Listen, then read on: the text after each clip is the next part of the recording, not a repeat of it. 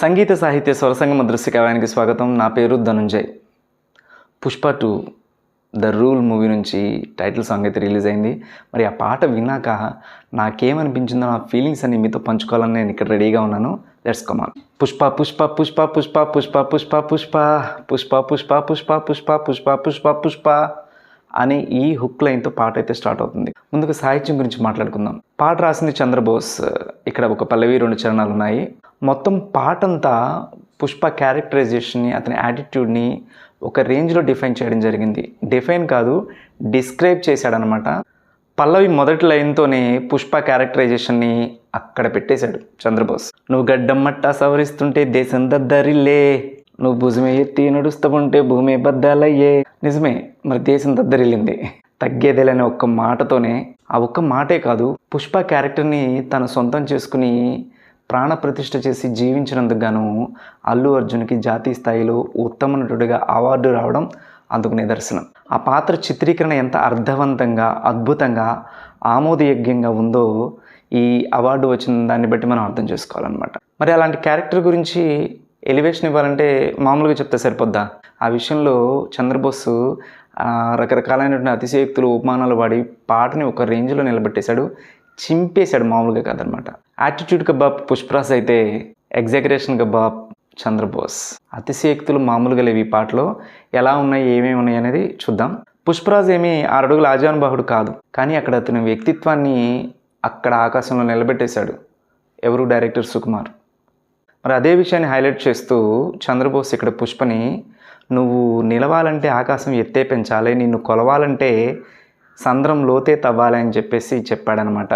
పుష్ప తన చిన్నతనంలోనే ఐడెంటిటీ క్రైసిస్ని చాలా దారుణంగా ఎదుర్కొన్నాడు. దాని నుంచి తనని తాను ట్రాన్స్ఫార్మ్ చేసుకుంటూ, నేను ఇది కాదు, పుష్ప అంటే ఒక బ్రాండ్ క్రియేట్ చేసుకోవాలని తన ఓన్ స్టైల్లో తను క్రియేట్ చేసుకున్నటువంటి విధానం చాలా గొప్పగా ఉంటుంది ఆ పిక్చర్లో. ఈ విషయాన్ని అద్దం పట్టేలా పల్లవిలో ఒక లైన్ని చంద్రబోస్ యూజ్ చేశాడు. దానికి ఒక ఇన్స్పైరింగ్ సెంటెన్స్ తీసుకున్నాడు. అదేంటంటే ఏపీజే అబ్దుల్ కలాం గారు ఒక మాట చెప్పారు. అదేంటంటే, వర్షం పడేటప్పుడు పక్షులన్నీ గూడు కోసం వెతుక్కుంటే ఒక గద్ద మాత్రం ఆ వానమబ్బుల్ని దాటుకుని పైకి ఎగురుతుంది అని. ఈ విషయాన్ని చంద్రబోస్ ఇక్కడ యూజ్ చేసుకున్నాడు. ఆ లైన్ ఏంటో చూద్దాం. గువ్వపిట్టలాగా వానకు తరిసి బిక్కుబిక్కుమంటూ రెక్కలు ముడిసి వణికిపోతే నీదే తప్పవదా, పెద్ద గద్దలాగా మబ్బులపైన హద్దులు దాటి ఎగిరావంటే వర్షమైన తలనే ఉంచి నీ కాళ్ళ కిందే కురిసేదా. ఇది పల్లవికి సంబంధించినటువంటి విషయం. ఇక్కడితో పల్లవి పూర్తవుతుంది. ఇంకా మొదటి చరణానికి వస్తే, ఇక్కడ కొంచెం ఈ మొదటి చరణంలో చెప్పినటువంటి విషయాలని కూడా చాలా సరదాగా, ఫన్నీగా అనిపిస్తాయి. పాపం అనేటువంటి ఒక పదాన్ని బేస్ చేసుకుని చాలా సరదాగా పుష్ప యొక్క స్వభావాన్ని తెలియజేశాడు. ఎన్నో వచ్చిన పుష్పకి పాపం కొన్ని రావంట. ఆ రానివి ఏంటంటే వణుకు, ఓటమి, వెనకడుగు, ఆగడం. అవి అస్సలు రావు పుష్పకి. అలాగే అన్నీ ఉన్న పుష్పకి కొన్ని లేవు. ఆ లేనివేంటో తెలుసా? భయం, బెంగ, బెదురు, తిరుగు, ఎదురు, ఇవేమీ లేవన్నమాట. అలా పుష్పకి రానివి, వచ్చినవి, ఉన్నవి, లేనివి చెప్తూ ఇంకొక 3 విషయాల్ని పోలిక చేస్తూ అతని స్వభావం గురించి చెప్పాడు. పుష్ప దండం పెట్టాడంటే అది దేవుడికి, అలాగే సలాం కొట్టాడంటే అది గురువు ఒక్కడికే, కాళ్ళు మొక్కాడంటే వాళ్ళ అమ్మకి మాత్రమే.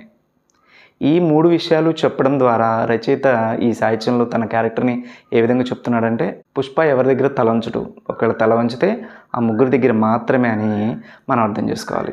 ఈ విషయాలు చెప్తూ, తల దించితే బానిసవి, తల ఎత్తితే బాదుషావి, తల పొగరి నీ కిరీటమైతే భూతలమంతా నీదేరా అనే లైన్స్తో మొదటి చరణం ముగుస్తుంది. ఇంకా రెండో చరణానికి వద్దాం. ఒకసారి పుష్ప ది రైజ్లో ఒక సీన్ గుర్తు చేసుకుందాం. ఈ కాలు నాదే, ఈ కాలు నాదే, నా కాలు మీద నా కాలేసి కూర్చుంటుని, ఏ ఓనర్ మీద ఏమైనా వేసినానే ఏంది. ఈ డైలాగ్ ద్వారా పుష్ప ఒకరి దగ్గర పనిచేస్తాడు. అలా అని చెప్పి బానిసలాగా తగ్గించుకుని అయ్యా సార్ అనేలాగా ఉండడు. చూసే వాళ్ళకి ఏమనిపిస్తుందంటే అది బలుపు, తిమ్మిరి, తలపొగురు ఇలా అనిపించినా తన పాయింట్ ఆఫ్ వ్యూలో మాత్రం అది ఆత్మగౌరవం, ఆత్మాభిమానం. తను ఎవరి దగ్గర ఒకరి దగ్గర గుర్తింపు, ఇలా ఎవరో గుర్తించాలి తన అలాంటి ఫీలింగ్స్ ఏం లేవు. తను తీసుకునే రూపాయికి న్యాయం చేస్తాడు అంతే. అంతకుమించి ఎక్కువ తీసుకోడు, తక్కువ తీసుకోడు. అది పుష్ప క్యారెక్టర్. ఈ విలక్షణ మనస్తత్వమే పుష్పాని సెల్ఫ్ స్టార్లా ఎదిగేలాగా చేసింది. ఎర్రచందన వ్యాపార సామ్రాజ్యానికి రాజాదిరాజులాగా మారేలాగా దోహదపడిందని కూడా చెప్పాలన్నమాట. ఆ విషయాల గురించి ఇక్కడ రెండో చరణంలో చెప్తూ, ఆడు కాలు మీద కాలేసి కూర్చుంటే అది బండరాయి అయినా సరే బంగారపు సింహాసనం అవుద్ది. వేరే ఏదైనా సింహాసనం అయితే అది ఒట్టి బండరాయి అయిపోద్ది అని చెప్పేసి చాలా సింపుల్గా తేల్చేశాడనమాట.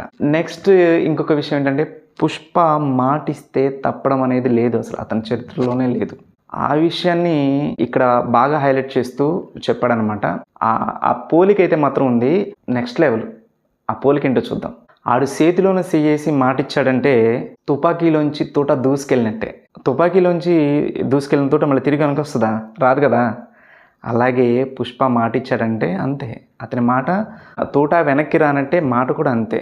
మాట ఇచ్చాడంటే ఖచ్చితంగా చేస్తాడు, అంతే. అందులో ఏ డౌటు పెట్టుకోవసరం లేదనమాట. ఇది అతిశయోక్తి అనిపించిన అది వాస్తవమే కదా. పుష్ప క్యారెక్టర్ని మనం చూసాం కదా.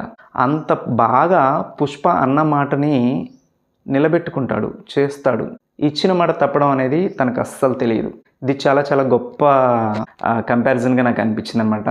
ఇంకా ఇదే చరణంలో ఎవరిని గొప్పగా ఎక్కువగా అనుకోకుండా నీకు నువ్వు బాసులాగా ఉండు. ఎవడో నీకు విలువిచ్చేదేంటి, ఎవరో నిన్ను గుర్తించేదేంటి, నీ ఒంట్లోనే తిమ్మిరి ఉందంటే అదే నీకు ఒక బ్రాండ్ క్రియేట్ చేస్తుందని ఆ లైన్స్తో ఈ 2 చరణాన్ని కంప్లీట్ చేస్తాడనమాట. టోటల్గా సాహిత్యం అయితే కనుక వేరే లెవెల్లో ఉంది. ఇన్నోవేటివ్ కంపారిజన్స్ ఇవన్నీ కూడా నాకు బాగా నచ్చింది. మీకేమనిపించిందో, ఏ ఏ లైన్స్ మీకు బాగా నచ్చాయో కామెంట్ సెక్షన్లో తెలియచేయండి. తనదైన శైలిలో రాసిన చంద్రబోస్ మాత్రం సూపర్, హ్యాట్స్ ఆఫ్ సార్. ఇప్పుడైతే సంగీతం గురించి మాట్లాడుకుందాం. సంగీతం ఇచ్చిన వారు the rock star DSP. Pushpa the rise audio ఎంత బ్లాక్ బస్టర్ అయిందో మనందరికీ తెలుసు. మరి ఆ రేంజ్లోనే పుష్ప 2ని కూడా ఎక్స్పెక్ట్ చేస్తారు ఆడియన్స్ అందరూ కూడా. మరి దానికి ఏమాత్రం తగ్గదు అనే విధంగా, అస్సలు తగ్గేది లేని రేంజ్లో చంద్రబోస్ సాహిత్యానికి తగినట్టుగా ఈ పాటని కంపోజ్ చేశాడు డిఎస్పి. పాట వినగానే నాకైతే చాలా చాలా బాగా నచ్చేసింది. చాలా క్యాచీ ట్యూన్ని యూజ్ చేసుకున్నాడు. సాహిత్యానికి సంగీతం అందించారో లేక సంగీతానికి సాహిత్యం అందించారో నాకైతే తెలియదు, కానీ ఆ చంద్రబోస్ సాహిత్యానికి డిఎస్పి మ్యూజిక్ మామూలుగా లేదనమాట. ఒక చెడుగుడు లాగా ఉందనమాట పాట. నాకైతే బాగా నచ్చింది. ఇకపోతే సింగర్స్ విషయానికి వస్తే, ఈ పాటను పాడిన వారు నకాష్ అజీజ్ అండ్ దీపక్ బ్లూ. ఒక హీరో ఎలివేషన్ సాంగ్ కాబట్టి దానికి తగినట్టుగా పర్ఫెక్ట్గా వాళ్ళ వాయిస్లు మ్యాచ్ అయినట్టుగా నాకు అనిపించింది. దృశ్యపరంగా మాట్లాడుకుంటే ఈ పాటని ప్రేమ్ రక్షిత్ కాన్సెప్ట్ డైరెక్షన్లో విజయ్ పోలాక్ అండ్ శ్రేష్ఠ వర్మ కంపోజ్ చేశారు. డ్యాన్స్ గురించి చెప్పుకోవాల్సి వస్తే, శ్రీవల్లి సాంగ్లో అయితే చెప్పు జారిపోయి అలా స్టెప్ వేసుకుంటూనే మళ్ళీ తిరిగి ఆ స్టెప్లోనే చెప్పు వేసుకోవడం అనేది ఎంత హైలైట్ అయిందో, ఎంత పాపులర్ అయిందో, సేమ్ అదే స్టెప్ని ఈ పాటలు కూడా కంటిన్యూ చేశారు. అక్కడ స్లో మూమెంట్ అయితే ఇక్కడ కొంచెం స్పీడ్ మూమెంట్, ఇక్కడ షూ అనమాట. అక్కడ చెప్పు, ఇక్కడ షూ. ఏదేమైనా చాలా చాలా బాగుంది. కంపోజిషన్ మాత్రం చాలా చాలా బాగుంది. పర్టికులర్గా సాంగ్ ఎండింగ్లోకి వచ్చేసరికి టీ గ్లాస్తో స్టెప్ వేసి ఏదైతే ఉంది అది వేరే లెవెల్. అంటే గాజు గ్లాసుతో స్టెప్ వేయించాలనే ఆలోచన హీరోకి వచ్చిందా, లేకపోతే డైరెక్టర్కి వచ్చిందా, ప్రొడ్యూసర్స్కి వచ్చిందా, లేకపోతే కంపోజ్ చేసిన కొరియోగ్రాఫర్స్కి వచ్చిందా అనేది ఏదైనా కావచ్చు. కానీ థియేటర్స్లో అయితే రేపు పోనకాలే. ఒక పొలిటికల్ ఎజెండా బేస్ చేసుకుని ఈ గాజు గ్లాసుని యూజ్ చేసినట్టుగా నాకు అనిపించింది అనమాట. టోటల్గా పాట అయితే మాత్రం ఆకాశం అంత మోటివేషన్ని, సముద్రం అంత ఇన్స్పిరేషన్ని ఇస్తుంది. అంటే ఎవరికి బానిసలాగా ఉండాల్సిన అవసరం లేదు. ఈ అర్హత కలిగిన వాళ్ళకే దండం పెట్టాలి, కాళ్ళు మొక్కాలి.